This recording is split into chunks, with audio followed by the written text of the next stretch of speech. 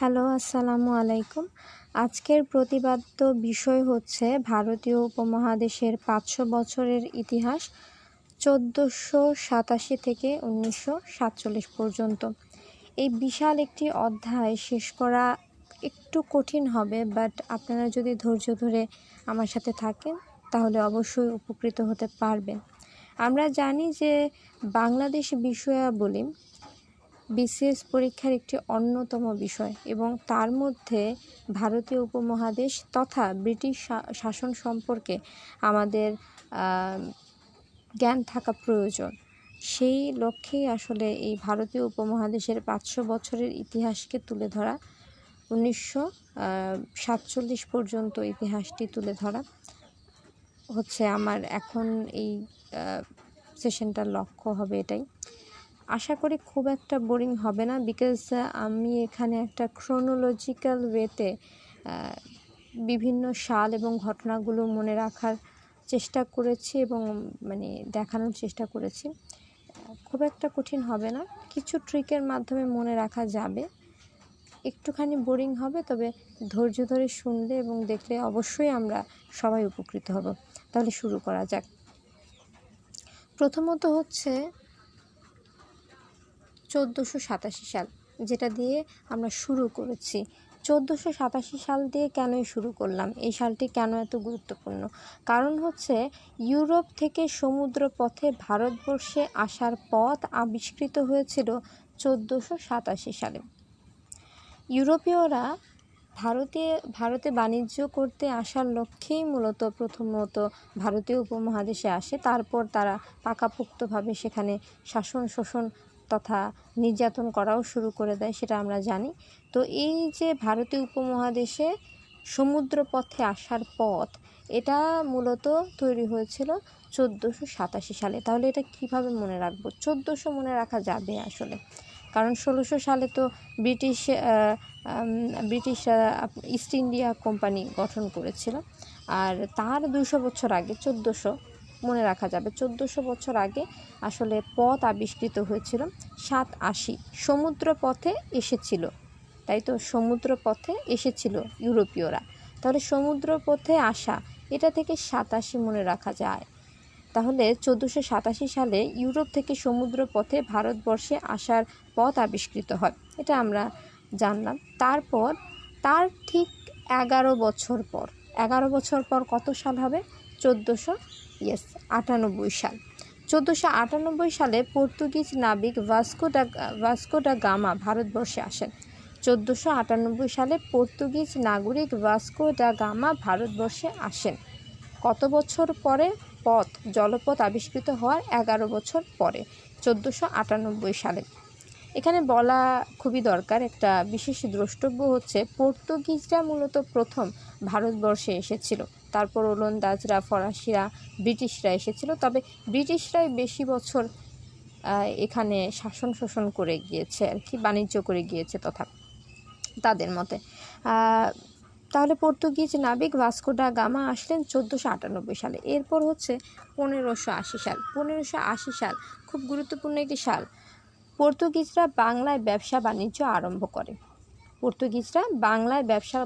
আরম্ভ করে। Vasco da Gama এসেছিল অনেক আগেই, কিন্তু 1580 সালে ভারতবর্ষের মধ্যে যে বঙ্গ নামক যেই অংশটা ছিল, যে অঞ্চলটা ছিল, যেটা বাংলাদেশ বলি আমরা এখন, সেখানে পর্তুগিজরা বাণিজ্য আরম্ভ করে 1580 সালে। বাণিজ্য আরম্ভ করে। পর্তুগিজ থেকে 1500 মনে রাখবো, আরম্ভ করে থেকে 80 মনে রাখবো। তাহলে পর্তুগিজরা আরম্ভ করে 1580, তাই তো, পর্তুগিজ আরম্ভ 1580, এভাবে মনে রাখা যায়। তারপর 1600 সাল খুব গুরুত্বপূর্ণ, সবার মনে থাকার দরকার, এটার জন্য কোনো ট্রিকের প্রয়োজন নেই। So British east India company গঠিত হয় 1600 সালে। ব্রিটিশ ইস্ট ইন্ডিয়া কোম্পানি গঠিত হয় বা স্থাপিত হয় 1600 সালে। এরপর হচ্ছে 1602 সাল। ওলন্দাজরা কিন্তু ব্রিটিশদের আগে এসেছিল।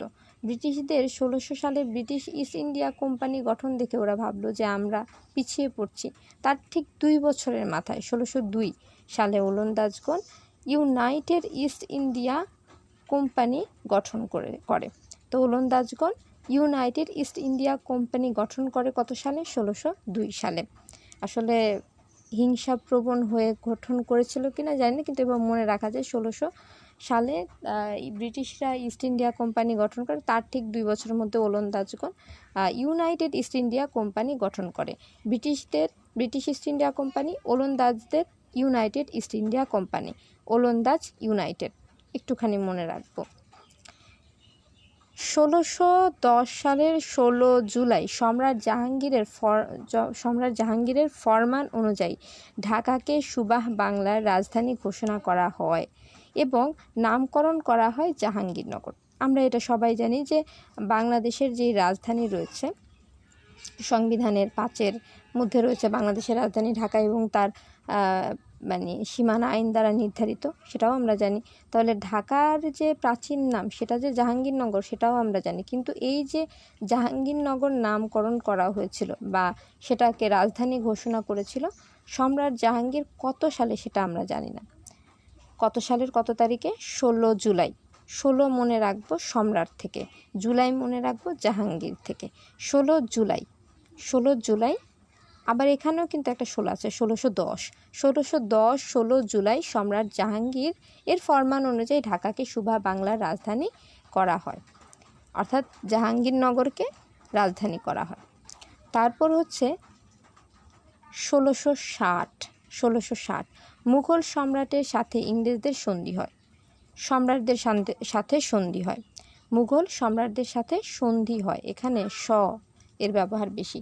সম্রাটদের সাথে সন্ধি 1660, কয়েকবার পড়লে মুখস্থ হয়ে যাবে। সম্রাটদের সাথে সন্ধি 1660।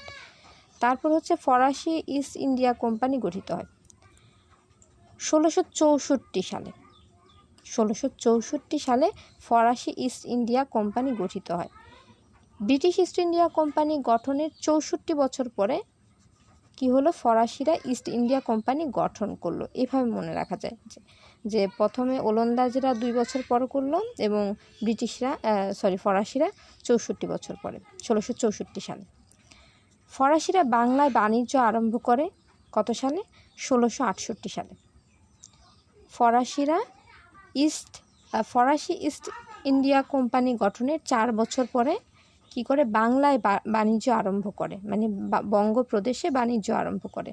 তাহলে এভাবে মনে রাখা যায় যে 64 সালে তারা ফরাসি ইস্ট ইন্ডিয়া কোম্পানি গঠন করে, তার ঠিক 4 বছর পরে বাংলায় বাণিজ্য আরম্ভ করে।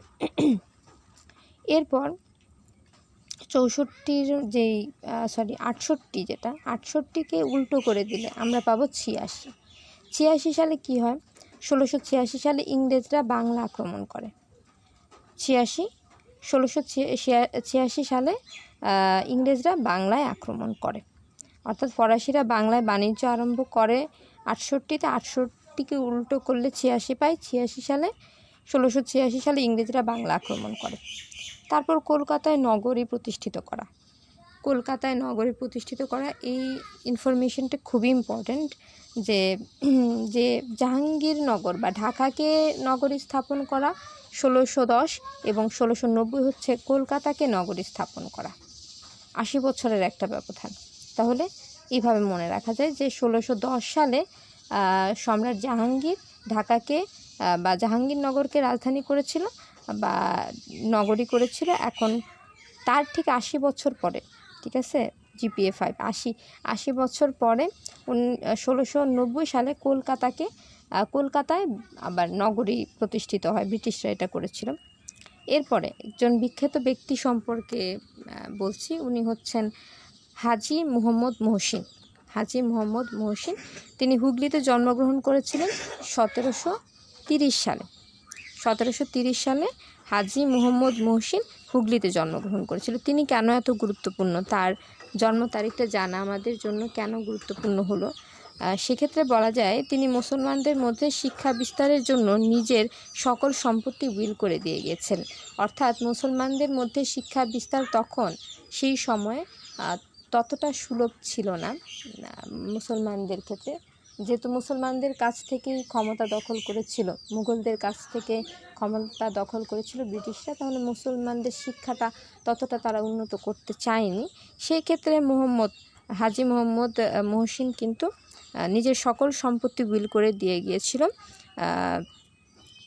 মুসলিমদের শিক্ষার জন্য। আর হাজী মোহাম্মদ মহসিন জন্মগ্রহণ করেছিলেন 1730 সালে। হাজী মোহাম্মদ মহসিন 1730 সাল। আচ্ছা, এরপর আমরা সামনের দিকে যাই। 1733 সাল আরও একটি বিশেষ ব্যক্তি জন্মগ্রহণ করেছেন তখন। আমরা জানি যে 1757 সালের 23 জুন পলাশীর প্রান্তরে ভাগীরথী নদীর তীরে লর্ড ক্লাইভের বাহিনী মির্জাফরের সহযোগিতায় বা ষড়যন্ত্রের সহযোগিতায় আমাদের শেষ স্বাধীন নবাব, বাংলার শেষ স্বাধীন নবাব সিরাজউদ্দৌলাকে পরাজিত করেন। আর সিরাজউদ্দৌলা যখন সিংহাসনে আরোহণ করেছিল সেটা ছিল মানে আলীবর্দী খাঁয়ের মৃত্যুর পর 1756 সালে। 56 থেকে তখন সিরাজউদ্দৌলার বয়স ছিল মাত্র 23 বছর। এটা আমরা জানি যে নবাব সিরাজউদ্দৌলা সিংহাসনে আরোহণ করেন মাত্র 23 বছর বয়সে। 56 থেকে 23 মাইনাস করলে আমরা পাবো 1733। 1733 সালে নবাব সিরাজউদ্দৌলা জন্মগ্রহণ করেন, এটা মনে রাখা যায়। তাহলে 1733 বাংলার শেষ স্বাধীন নবাব সিরাজউদ্দৌলা জন্মগ্রহণ করেন। এরপর হচ্ছে ফরাসি ও ইংরেজদের মধ্যে প্রথম কর্নার যুদ্ধ সংঘটিত হয় 1746 সালে। আচ্ছা, ফরাসি ইস্ট ইন্ডিয়া কোম্পানি গঠিত হয়েছিল যেন কবে? 1664 সালে, তাই তো? 1664কে উল্টো করলে পাবো 46 সালে ফরাসিদের সাথে ইংরেজদের মধ্যে একটা যুদ্ধ সংঘটিত হয়েছিল। সেই যুদ্ধটির নাম হচ্ছে কর্নার যুদ্ধ। আর কর্নার যুদ্ধটি সংঘটিত হয়েছিল 64 উল্টো 1746-এ। তারপর 1756তে 3টা ঘটনা ঘটেছিল, মনে রাখা যাবে আশা করি এইভাবে যে 1757তে যেহেতু মানে নবাব সিরাজউদ্দৌলাকে ইংরেজ লর্ড ক্লাইভের বাহিনী হারিয়ে দিয়েছে, তার মানে হচ্ছে 1756 সালে আলীবর্দী খানের মৃত্যু হয়েছে। একটা আনুমানিক সাল হতেই পারে এটা, যে 1756 সালে নবাব আলীবর্দী খান, যার দৌহিত্র ছিল নবাব সিরাজউদ্দৌলা, সে মৃত্যুবরণ করেছিল। নবাব আলীবর্দী খানের মৃত্যু 1756। আচ্ছা, মৃত্যুর সাথে আরও একটি ঘটনা যায়, সেটা হচ্ছে হত্যাকাণ্ড। রাজাদের মৃত্যু শুনলেই মনে হয় তাকে কি মারা হয়েছিল, হত্যা করা হয়েছিল। এখানে একটা হত্যাকাণ্ডের ব্যাপার আছে, সেটা হচ্ছে অন্ধকূপ হত্যাকাণ্ড। অন্ধকূপ হত্যাকাণ্ড নামে একটি হত্যাকাণ্ড সংঘটিত হয়েছিল ঠিক ওই একই সালে, 1756 সালে। তাহলে নবাব আলীবর্দী খাঁয়ের মৃত্যু হয়েছিল 1756, হত্যার সাথে মিলে যায় মৃত্যুর সাথে মিলে যায় হত্যাকাণ্ড, সেটা হচ্ছে অন্ধকূপের হত্যাকাণ্ড, সেটাও হয়েছিল 1756 সালে।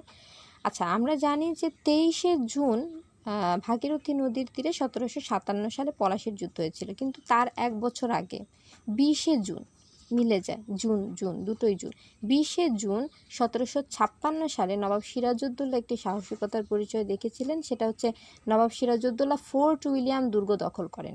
ফোর্ট উইলিয়াম দুর্গ ইংরেজদের দুর্গ, নাম শুনেই বোঝা যাচ্ছে যে ইংরেজদের একটি দুর্গ দখল করে নেয় নবাব সিরাজউদ্দৌলা। কত সালে? 1756 সালে। জুন মাসের সাথে মিলে যায় কত জুন? 20 জুন। 23 জুন থেকে 3 মাইনাস 20 জুন। তারপর হচ্ছে 1757 সালের 23 জুন সেই বিখ্যাত পলাশীর যুদ্ধ সংগঠিত হয়। এর ব্যাপারে আর বিস্তারিত বলার কোনো দরকার নেই আশা করি। তারপর 1760 সাল বন্দিবাসের যুদ্ধটি সংগঠিত হয়েছিল, যার মধ্যে ফরাসিদের ভারতবর্ষে সাম্রাজ্য বিস্তারের স্বপ্ন ভেঙে যায়। অর্থাৎ ফরাসিরা তখন খুব এঁটে বসেছিল যে ভারতবর্ষে সাম্রাজ্য বিস্তারের চিন্তা নিয়ে এঁটে বসেছিল, কিন্তু ইংরেজরা তা করতে দেয়নি। ইংরেজরা নিজেরা এই ভূমিকে একচ্ছত্র ভাবে ভোগ করবে এরকম মন মানসিকতা নিয়ে এসেছিল, তাই ফরাসিরা এক্ষেত্রে পাত্তা পায়নি। 1760 সালে ফরাসিদের সাথে ইংরেজদের একটা যুদ্ধ হয়েছিল, সেটা হচ্ছে কিসের যুদ্ধ? বন্দিবাসের যুদ্ধ। আমরা জানি যে এর আগেও কর্নাটের যুদ্ধ সংঘটিত হয়েছিল 1746 সালে। তার 14 বছর হয়ে গেছে, এখন হচ্ছে 1760 সাল, তখন বন্দিবাসের যুদ্ধটা সংঘটিত হয়েছিল। এখানে এই যুদ্ধের ব্যাপারে একটি ইম্পর্টেন্ট ইনফরমেশন হচ্ছে, এই যুদ্ধে ইংরেজ সেনাপতি আয়ার কুটেরের কাছে পরাজয় স্বীকার করে ফরাসি গভর্নর কাউন্ট লালি। নামগুলো একটু কঠিন কিন্তু মনে রাখা যাবে।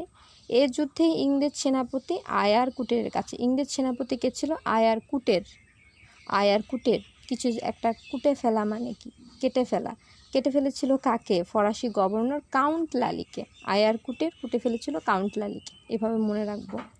তো এভাবে এ যুদ্ধে ইংরেজ সেনাপতি আয়ার কুটেরের কাছে পরাজয় স্বীকার করে ফরাসি গভর্নর কাউন্ট লালি 1760 সালের বন্দিবাসের যুদ্ধে।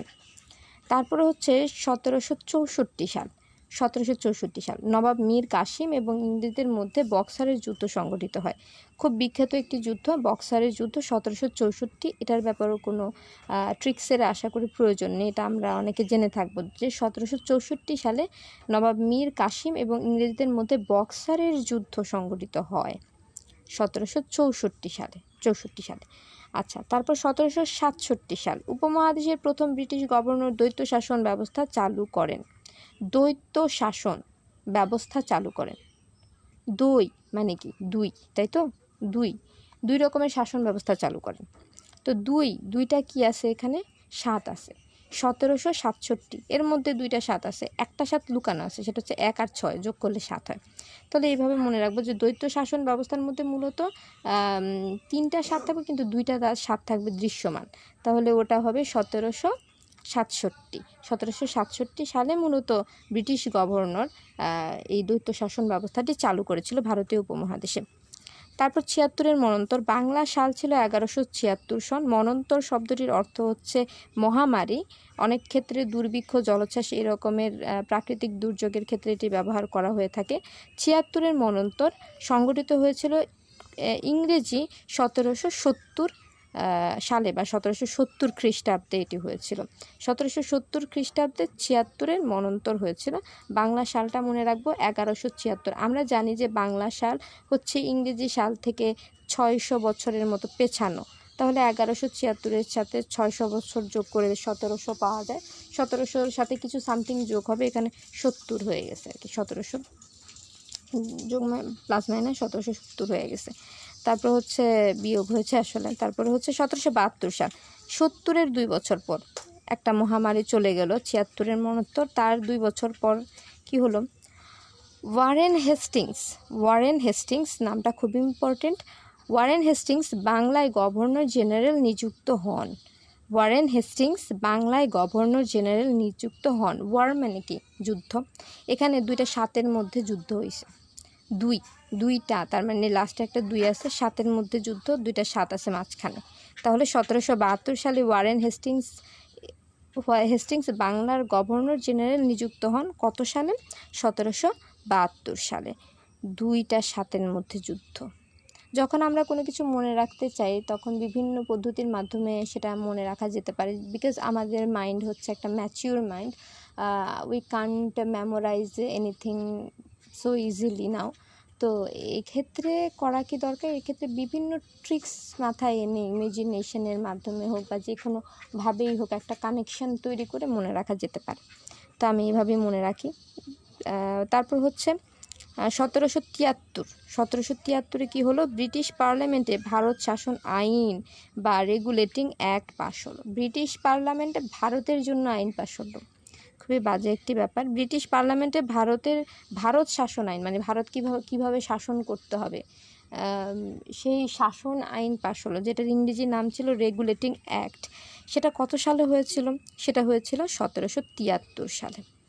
অর্থাৎ 7-এর মধ্যে একটু আগে তো ছিল যুদ্ধ, ওয়ারেন হেস্টিংস যুদ্ধ করেছে, এখন 7-এর মধ্যে আইন জারি করা হয়েছে। আমরা মনে রাখবো যে 2টা 7 আছে, এখন আইন জারি করা হয়েছে। আইনের মধ্যে কিন্তু 3টা অক্ষর, স্বর এ আ, রস্ব ই এবং দন্ত ন। তাহলে 3টা অক্ষর, 3 সবার শেষে, তার আগে 2টা 7-এর মধ্যে আইন জারি করা হয়ে গেছে। অ্যান্ড প্রথমে কে আইন জারি করছে? একটা দেশ আইন জারি করছে, সেটা হচ্ছে ব্রিটিশ পার্লামেন্ট আইন জারি করছে। তাহলে 1773 এভাবে মনে রাখা যেতে পারে। তাহলে ব্রিটিশ পার্লামেন্টে ভারত শাসন আইন পাশ হয় 1773 1773 খ্রিস্টাব্দে। এরপর 1777 থেকে 1787 সকল 7-এর সমাহার। 1777 থেকে 1787 ফকির সন্ন্যাসীদের সাথে ইংরেজদের খণ্ডযুদ্ধগুলো সংঘটিত হয়। ফকির সন্ন্যাসীদের সাথে ইংরেজদের খণ্ডযুদ্ধগুলো মানে সংঘটিত হয়। সন্ন্যাসীর মধ্যে স আছে, সাথের মধ্যে স আছে, সাথের মধ্যে স আছে, সংগঠিত হয়ের মধ্যে স আছে এবং সাতের মধ্যেও স আছে। আর এখানে অনেকগুলো সাতও আছে। তাহলে মনে রাখবো এইভাবে যে 1777 থেকে 1787 মধ্যে ফকির সন্ন্যাসীদের সাথে ইংরেজদের বিশাল পরিমাণে যুদ্ধ হয়েছিল। খণ্ড খণ্ড কিছু যুদ্ধ হয়েছিল, যদিও এই যুদ্ধটা অতটা তীব্র ছিল না, তারপরেও ইতিহাস তাকে মনে রেখেছে। তাহলে আজকে এই পর্যন্ত। এরপর আমরা আরও কিছু সেশন আছে, আমরা আস্তে আস্তে সবগুলোই শেষ করব। তো আশা করি খুব একটা বোরিং লাগেনি। Thank you.